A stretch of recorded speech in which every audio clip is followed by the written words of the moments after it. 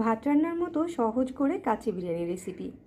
যাদের কাছে কাচ্চি বিরিয়ানি রান্নাটা ঝামেলার বলে মনে হয় তাদের জন্য সহজ করে আজকের রেসিপিটা শেয়ার করেছি।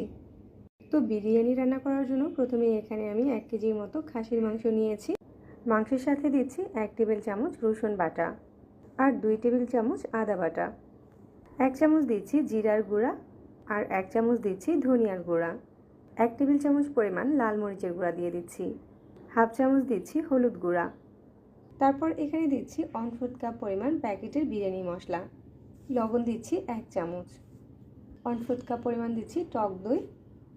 বেরেস্তা ভাজা তেল দিয়ে দিচ্ছি 1/4 কাপ পরিমাণ। হাফ কাপ দিয়ে দিচ্ছি পেঁয়াজ বেরেস্তা। এবার মশলার সাথে মাংসগুলোকে খুব ভালো করে মাখিয়ে নিচ্ছি। তো মাংসটা মাখানো হয়ে গিয়েছে, এটাকে আর কোনো রেস্টে দিতে হবে না। এবার চুলায় পাত্র বসিয়ে হাফ কাপ তেল দিয়ে দিচ্ছি। তেলটা হালকা গরম হয়ে গেলে এখানে আস্ত কিছু গরম মশলা দিয়ে দিচ্ছি।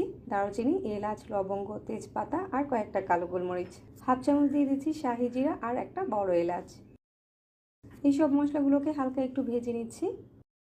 তারপর এখানে দিয়ে দিচ্ছি হাফ কাপ পরিমাণ পেঁয়াজ কুচি। পেঁয়াজটাকেও হালকা করে কিছুক্ষণ ভেজে নিচ্ছি। পেঁয়াজটাকে হালকা লালচে করে ভেজে নেওয়ার পর এর সাথে মাংসটাকে দিয়ে দিচ্ছি। মাংসটা কড়াইয়ের সাথে দেওয়ার সাথে সাথে কিছুক্ষণ নেড়েচেড়ে দিতে হবে। এবার একটা ঢাকনা দিয়ে ঢেকে চুলার আঁচটাকে মিডিয়ামে করে দিচ্ছি। মাংসটাকে কিছুক্ষণ রান্না করে নেওয়ার পর ঢাকনাটা খুলে নিয়েছি আর কয়েক টুকরা আলুকে আগে থেকে সামান্য ফুড কালার দিয়ে ভেজে রেখেছিলাম, সেই আলুগুলো দিয়ে দিচ্ছি। এবার এই মাংসগুলোকে আরও কিছুক্ষণ রান্না করে নিব। তো এখন মাংসটা ভালোভাবে সিদ্ধ হয়ে গিয়েছে আর আলুটাও ভালোভাবে সিদ্ধ হয়ে গিয়েছে। এখানে একটা পাত্রে আমি কিছু আলু বখারা, কিশমিশ, কাঁচা মরিচ, কাঠবাদাম কুচি, পেঁয়াজ বেরেস্তা ও গুঁড়া দুধ নিয়েছি। এই সব কিছু একসাথে মিশিয়ে নিচ্ছি। এবার যে পাত্রটাতে বিরিয়ানিটা আমরা দমে দিব সেই পাত্রে আগে থেকে সিদ্ধ করে রাখা পোলাও ভাত নিয়ে নিচ্ছি। কিছুটা ভাত দিয়ে দেওয়ার পরে পেঁয়াজ বেরেস্তা আর গুঁড়া দুধের মিশ্রণ দিয়ে দিচ্ছি। তারপর মাংসগুলো দিয়ে দিচ্ছি।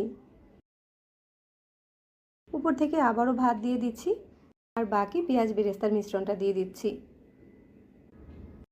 এবার হাফ কাপ দুধের সাথে 1 টেবিল চামচ ঘি মিশিয়ে উপর থেকে দিয়ে দিচ্ছি আর সামান্য কয়েক ফোঁটা জর্দার রং দিয়ে দিচ্ছি। এটা অপশনাল, চাইলে বাদও দিতে পারেন। এবার পাত্রটাকে ঢাকনা দিয়ে ঢেকে চুলার আঁচটাকে একেবারে লো করে দিয়ে এটাকে দমে বসিয়ে রাখছি 15 মিনিটের মতো। তো আমাদের কাচ্চি বিরিয়ানি রান্না এখন কমপ্লিট।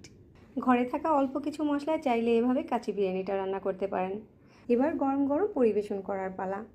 তো সহজভাবে কাচ্চি বিরিয়ানির রেসিপিটা শেয়ার করলাম। যাদের কাছে আমার সহজ রেসিপিগুলো ভালো লাগে চাইলে আমার চ্যানেল সাবস্ক্রাইব করতে